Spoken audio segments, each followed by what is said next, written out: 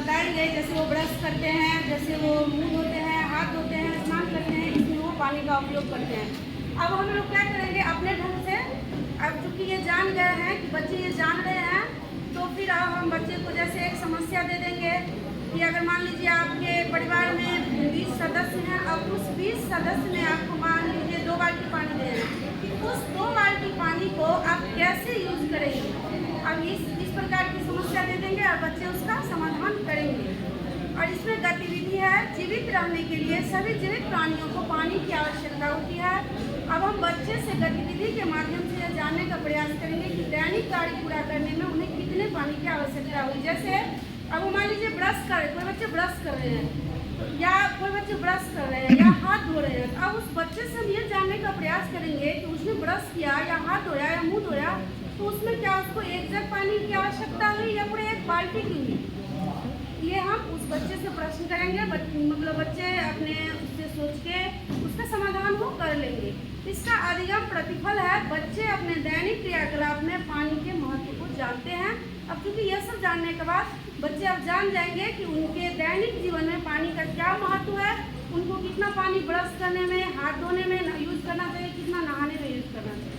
अब आगे का दूसरे दिन का कार्यक्रम सुरुचि मैम कंटिन्यू करेंगे। ध्यान दीजिए, जल संरक्षण के लिए सबसे पहले कहा जाता है जो कोई भी पीरियड में सवाल होता है।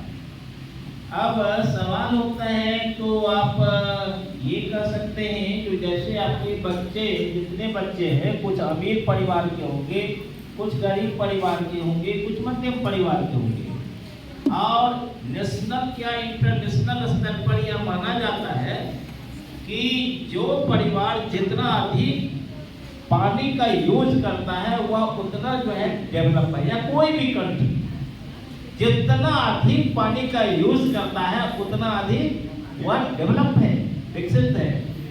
और उसके पीछे रीजनिंग भी है, हालांकि अभी यहाँ उल्टा हम लोग चल रहे हैं। अब जैसे अमीर जो लोग होगा स्वाभाविक अधिक पानी का यूज करेगा। तो यहाँ पर सबसे पहले हम कंसेप्ट मतलब ये लेने का कोशिश करेंगे कि कौन बच्चा मुंह धोने में कितना पानी का यूज करता है। तो जिसके पास चापाकल नहीं होगा, नल नहीं होगा, दूसरे के यहाँ से लाता होगा, वह कम में ही काम चलाता होगा। जिसके पास नल होगा तो वह निश्चित रूप से अधिक पानी का यूज करता होगा, वह पहले बताएगा। और उसके बाद क्वेश्चन आप छोड़िए, जो यदि पानी गर्मी के समय में तुम्हारे पास नहीं आ गई, जो ज्यादा यूज कर रहा है, और तब दूसरे के यहाँ से अब तुमको जो है लाना पड़े या खरीदना पड़े, तो उस समय में मतलब कितना पानी का यूज करेगा।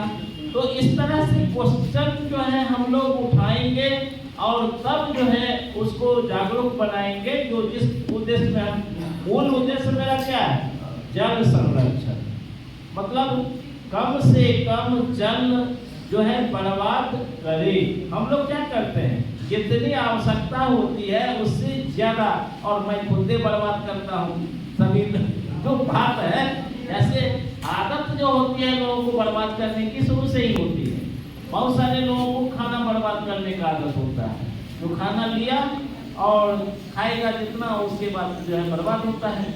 तो उसी तरह से जैसे अपने लोगों का जो मतलब एरिया है जहाँ पर पानी का अभाव नहीं है, तो हम लोग क्या करते हैं 10 बाल्टी 20 बाल्टी से जो है स्नान करते हैं। लेकिन वही देखिए, अब यहाँ से जब आप महानगर जाइए तो वहाँ पर जो है देखिएगा कम पानी में ही आप जो है काम चला लीजिएगा। रेगिस्तान चले जाइए तो वहाँ पर जो है और कम पानी में जो है आप काम चला लीजिएगा। उस दूसरे दिन बच्चे जल स्रोतों एवं जल चक्र के बारे में जानेंगे।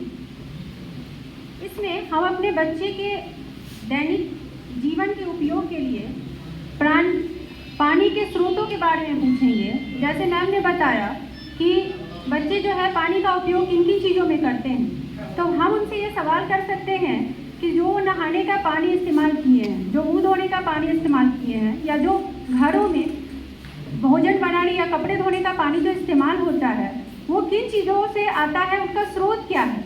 तो बच्चे खुद ही आंसर हमें देंगे कि या तो चापाकल से आता है, या कहीं कुएं की व्यवस्था है, या नल है।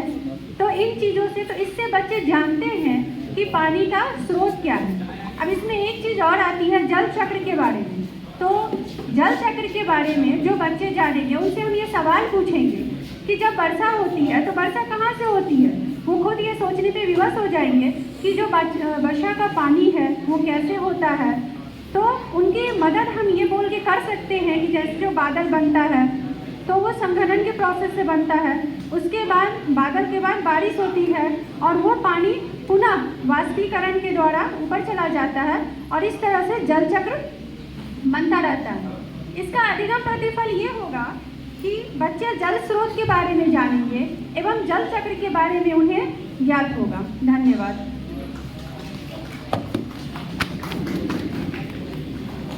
गुड इवनिंग, मैं पल्लवी ग्रुप 2 से। अब बच्चे, जैसे कि मैम ने बताया, अब बच्चे बहुत